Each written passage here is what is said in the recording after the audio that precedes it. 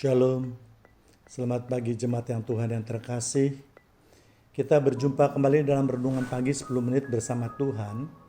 Dan pagi ini kita sama-sama akan belajar mengenai sebutan Bapa dan Anak Allah. Sebutan ini tentu bagi orang Kristen sudah tidak asing lagi. Tetapi jika ditanya dari mana sebutan asal tadi, maka mungkin tidak banyak orang Kristen yang bisa menjawab dengan tepat berdasarkan firman Tuhan. Hal ini sering menjadi bahan olokan bagi tetangga sebelah kita yang mengatakan bahwa Allah orang Kristen itu beranak. Terus yang menjadi pertanyaan selanjutnya adalah mana istrinya?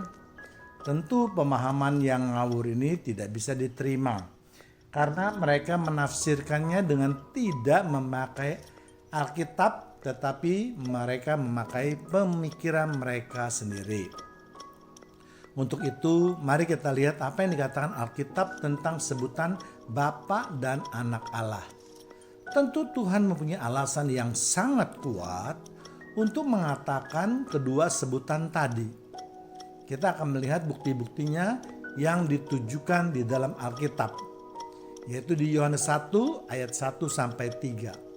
Pada mulanya adalah firman. Firman itu bersama-sama dengan Allah dan firman itu adalah Allah. Kedua, ia pada mulanya bersama-sama dengan Allah. Ketiga, segala sesuatu dijadikan oleh Dia dan tanpa Dia tidak ada suatu pun yang telah jadi dari segala yang telah dijadikan. Jadi apa itu firman? Firman adalah perkataan Allah. Jadi di mana ada Allah, di sana ada firman. Demikian juga sebaliknya. Sama seperti kita di mana ada kita, di sana juga ada perkataan kita. Yang membedakan adalah perkataan kita tidak berkuasa, tetapi perkataan Allah berkuasa. Artinya segala apa yang diucapkan Allah itu menjadi kenyataan. Jadi dalam ayat tadi sangat gamblang dinyatakan bahwa firman itu bersama-sama dengan Allah dan firman itu adalah Allah sendiri. Penggambaran firman di dalam Allah, kemudian ketika Allah berfirman, maka firman itu keluar dari Allah. Sesuatu yang keluar dari Allah itu bisa digambarkan sebagai anak. Namun bukan secara lahiriah, karena kita tahu bahwa Allah kita adalah roh yang tidak beranak maupun diperanakan. Kemudian ada juga yang mengatakan bahwa Bapa adalah sesuatu yang bersifat khayalan atau fiksi atau karangan. Tentu pendapat ini juga perlu kita bantah. Karena kalau kita membaca Alkitab baik di Perjanjian Lama maupun Perjanjian Baru, banyak sekali Allah menemui umatnya dan berfirman. Artinya keberadaan Allah itu adalah nyata. Mari kita lihat keberadaan Bapa di sorga dimulai dari Perjanjian Lama. Zaman Abraham, Allah menyuruh Abraham keluar dari tanah Ur Kasdim dan membimbingnya menuju tanah Kanaan. Zaman Musa misalnya, Allah juga berfirman supaya Musa menjadi pemimpin dari bangsa Israel untuk keluar dari penjajahan bangsa Mesir. Di zaman Yakub, Allah berfirman mengganti nama Yakub menjadi Israel. Bahkan Yakub pernah berkelahi dengan Allah. Dan hampir semua pemimpin-pemimpin atau tokoh-tokoh penting di dalam Alkitab, Allah selalu berfirman kepada umat atau nabinya. Segala sesuatu yang bersifat khayalan atau fiksi jelas tidak mungkin dapat berkata atau berpikir, bahkan menemui umatnya. Demikian juga dalam Perjanjian Baru, Allah juga berfirman kepada manusia, yaitu ketika Yesus setelah dipermandikan, di mana Allah mengatakan kepada Dialah aku berkenan. Atau pada pertemuan Yesus dengan Musa dan Elia, yaitu di Markus 9 ayat 3, maka datanglah awan menaungi mereka dan dari dalam awan itu terdengar suara, inilah anak yang kukasihi, dengarkanlah dia. Konteks dalam ayat tersebut menceritakan Yesus dan murid-muridnya naik ke bukit dan di sana mereka melihat Yesus bertemu dengan Musa dan Elia. Lalu terdengarlah suara dari sorga. Suara dari sorga pastilah suara dari Allah Bapa. Ini membuktikan bahwa Allah Bapa itu benar-benar ada dan bukan hanya sebagai simbol atau kiasan saja. Hal lain juga dapat kita lihat bahwa Allah Bapa juga mempunyai kasih. Sesuatu yang fiktif jelas tidak mungkin mempunyai kasih atau dapat memberikan kasih. Keberadaan kasih itu dinyatakan Allah di dalam Yohanes 14 ayat 23.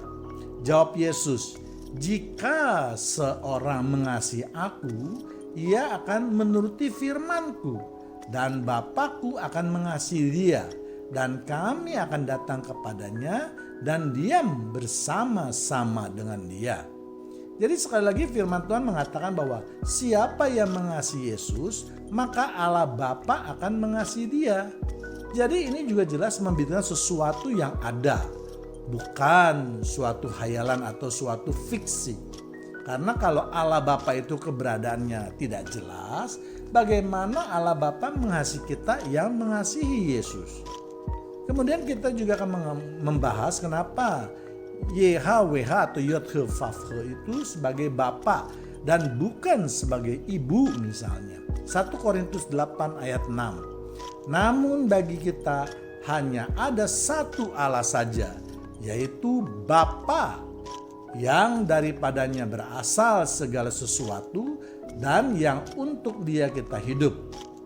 Dan satu Tuhan saja, yaitu Yesus Kristus, yang olehnya segala sesuatu telah dijadikan dan yang karena dia kita hidup. Jadi pada ayat tadi menjelaskan bahwa namun bagi kita hanya ada satu Allah saja, yaitu Bapa. Kata Bapa di sini tidak mempunyai hubungan dengan jenis kelamin, tetapi keberadaan Bapa di sini merupakan sumber dari segala sesuatu. Sama seperti Bapa yang terdapat di dalam keluarga, di mana Bapa merupakan sumber dari perlindungan, sumber dari kasih, sumber dari kehidupan atau penghasilan, sumber dari keturunan, dan seterusnya. Jadi kalau ada orang yang menerjemahkan Bapa berhubungan dengan jenis kelamin, jelas itu adalah sama sekali tidak tepat. Sebab sekali lagi bagi orang Kristen, Allah Bapa berbentuk roh, tidak kawin maupun dikawinkan. Kemudian sebutan antara Bapa dan anak. Pertama kali kita akan memulai dalam kitab Kejadian, yaitu di Kejadian 1 ayat 27. Maka Allah menciptakan manusia itu menurut gambarnya. Menurut gambar Allah diciptakannya dia, laki-laki dan perempuan diciptakannya mereka. Jadi Allah menciptakan manusia menurut gambarnya. Maksudnya adalah Allah yang berbentuk roh itu jika dibuatkan bentuknya maka akan seperti manusia. Manusia merupakan gambar dari Allah. Tidak hanya fisiknya saja tetapi juga pikirannya. Untuk itulah di dalam Alkitab kita sering membaca Allah marah, Allah sedih, Allah mengasihi, Allah menyesal, Allah berfirman dan seterusnya.